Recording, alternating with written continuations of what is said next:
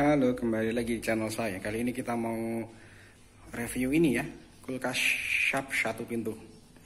Kayak gini ya, satu pintu, kurang jauh sih. Nah, kayak ginilah.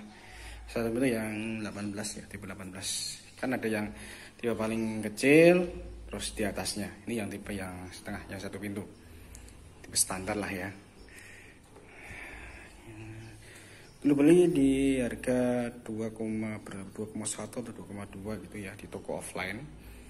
Taruh di toko online ya kurang lebih hampir sama sih, cuman masih plus ongkir 100.000. Tapi itu tergantung tokonya juga sih, toko online yang maksudnya. Mau beli online silahkan, mau beli offline juga nggak masalah. Ini yang tipe yang ada laminatiknya ya, depan ada gambarnya. Terus juga yang tipe polos. Tapi sih sebenarnya ini cuma variasi aja. Yang terpenting kan tetap fungsinya. Merek Sharp, garansi 3 tahun.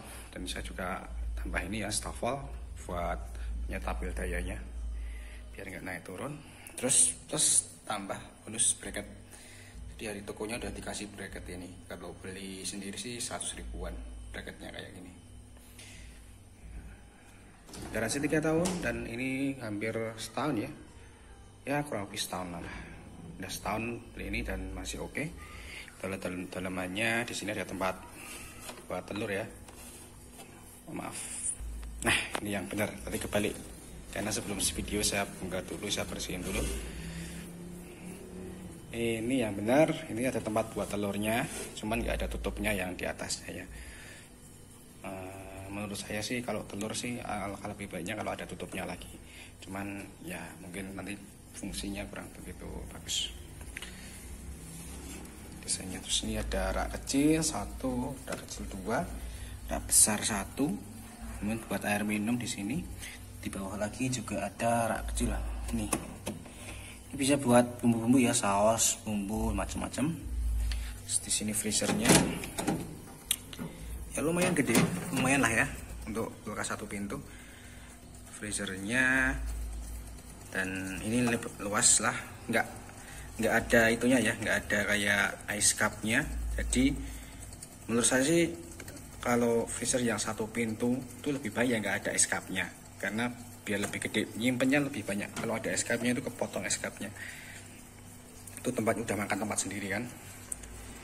Dan yang menariknya di Sharp ini ada buat tombol pencair bunga es.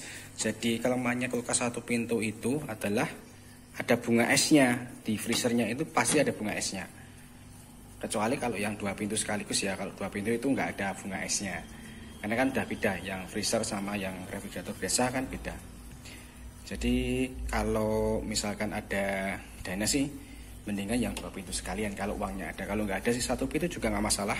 Dan ini di Sharp ini ada tombol pencair bunga es ya. Jadi kalau kita tekan ini kita pencet, kita tunggu, nanti bunga es yang ada di freezer ini akan mencair. Terus penampungnya di bawah sini. Atas ke sini kita tinggal bersihkan. Tidak perlu mematikan kulkasnya ya. Jadi kalau yang tidak dilengkapi dengan tombol pencair bunga es ini, kalau bunga esnya udah penuh, itu kita harus matikan kulkasnya buat menyairkan bunga esnya. Jadi biar bunga esnya itu mencair semua, kita bersihkan lalu kita pakai lagi. Jadi ya walaupun kulkas ini kita pakai setiap hari, alangkah lebih baik tetap harus dibersihkan ya. Ada jangka waktunya mungkin 2 minggu sekali atau sebulan sekali, tergantung selera sih, kebutuhan juga. Alangkah lebih baik dibersihkan, dimatikan semuanya, kita bersihkan, kita lap biar tetap terjaga kebersihannya. Yang di bawah sini ini sebenarnya fungsi utamanya buat menyimpan kayak daging, kayak kornet, macam-macam kayak gitu ya. Tapi juga sebagai penampung bunga es dari atasnya. Daging yang kita tidak ingin beku tapi kita ingin dingin yang maksimal sih taruhnya di sini. Terus di bawah ada raknya. Kalau ini plastik ya bahannya, plastik biasa. Kalau yang ini tempered glass kaca ya. Dan menurut saya sih kalau teman-teman mau cari kulkas yang satu pintu atau kalian mau cari kulkas yang 2 pintu atau yang lainnya, yang penting usahakan yang ininya tuh gelas kaca kayak gini kaca. Kalau plastik nanti tuh lama-lama nggak kuat. mendelong, apa itu bahasa Jawa Indonesianya, kayak kebabani itu loh, jadi ke bawah gitu, ketarik, kendor itulah istilahnya. Kalau kaca ini kan lebih awet, lebih bagus juga, terlihat lebih mewah juga kalau kaca. Yang di bawah ini juga kaca, terus yang di bawah ini buat sayur manual ya, tempatnya ini plastik lebih gede buat sayur, buat yang butuh penyimpanan di sini sayur, buah yang mungkin belum dikupas dan lain sebagainya. Ini dan mengatur suhunya ini ada minimal, terus ini medium, maksimum. Tapi kalau standar sih saya pakainya yang medium aja. Medium juga sudah oke. Udah dingin.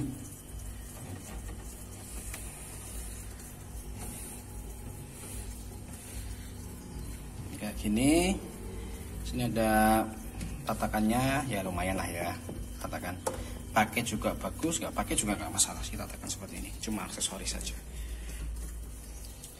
Oke, overall udah lumayan ini ya, walaupun baru setahun, tapi maksudnya beli kulkas ini tuh ya nggak salah lah ya, nggak salah beli, karena kan saya sempat beli juga yang sebelumnya merek lain itu ininya masih plastik dan cenderung kalah plastiknya. Kalau beban yang terlalu berat kalah, jadi kayak turun gitu loh, kendor.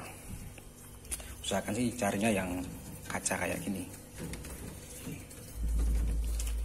Dan ini ditulis di sini ya, kalau kita mau mengeluarkan es batu atau apa jangan pakai gunting, pisau dan lain sebagainya, garpu atau obeng, karena dikhawatirkan nanti merusak pipa-pipa yang ada di dalam sini. Ini kan ada pipa-pipanya buat menyalurkan dinginnya, itu nanti bisa rusak.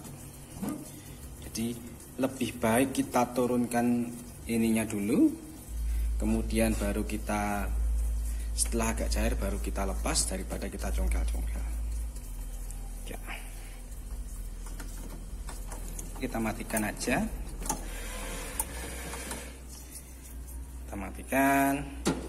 biar gini dulu.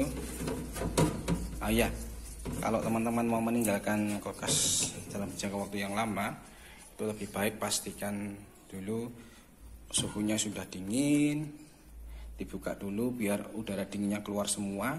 Ketika ditinggal dalam waktu yang lama, mungkin mudik atau mungkin pulang kampung atau mungkin ada acara yang lain yang mengharuskan kulkas dalam kondisi mati, lebih baik sih sehari sebelumnya itu udah dimatikan semua, barang-barangnya udah dikeluarkan, dibersihkan sekalian, terus tunggu sampai benar-benar dingin seharian, baru kita tinggal dalam kondisi tertutup. Ini menghindari dari resiko jamur, kotoran dan lain-lain. Kayak gitu aja vlognya, mudah-mudahan tetap bisa bermanfaat ya. Dan ini juga recommended banget sih untuk yang satu ini, karena saya juga udah pakai setahun ini. Mudah-mudahan tetap awet ya, mudah-mudahan tetap awet sampai seterusnya. Kalau yang ada pengalaman menarik tentang kulkas bisa komen di bawah. Jangan lupa klik subscribe dan klik tombol jempol ke atas kalau kalian suka, klik tombol ke bawah kalau kalian nggak suka. Terima kasih sudah menonton.